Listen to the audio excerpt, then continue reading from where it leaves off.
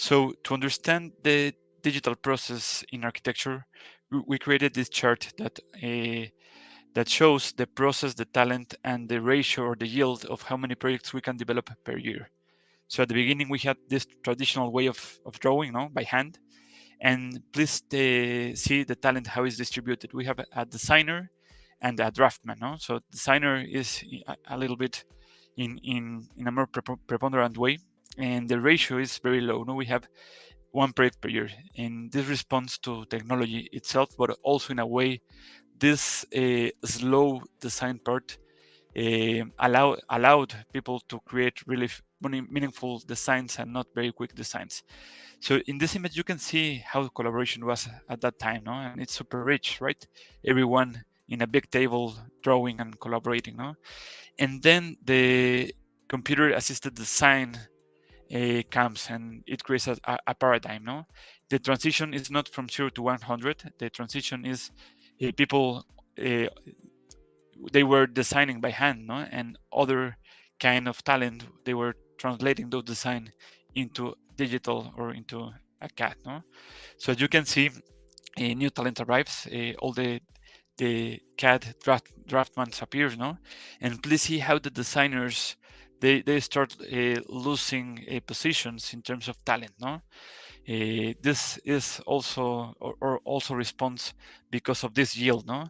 We start or we change from 1 to 3 years, 3 projects per year, and until 10 projects per year, no? And then CAD is by itself, no? It doesn't need any more some hand input, no? So we can see how this CAD manager starts appearing, no? Who is in charge of managing all the standards and all the procedures for documentation, no? And as you can see at the bottom part, we have a yield of 20 projects per year, but also we have an important factor that is in Spanish, but basically it says that is the to process bullshit at the speed of light, no? So technology can bring us good things, but also it can bring us bad things, no? So what I'm trying to say is technology by itself is not a guarantee that the projects and the design will come in a good way. This is AutoCAD, the big paradigm itself, with all the building blocks, no, that are sometimes very complex to manage, no.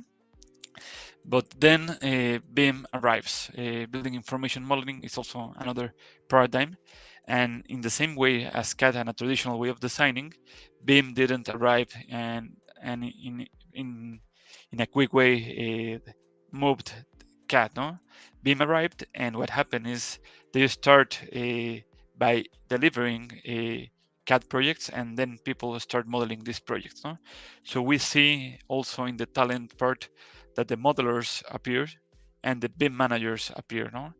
And if you can see also this this factor of yield and capacity of making bad projects, it's also incrementing, no?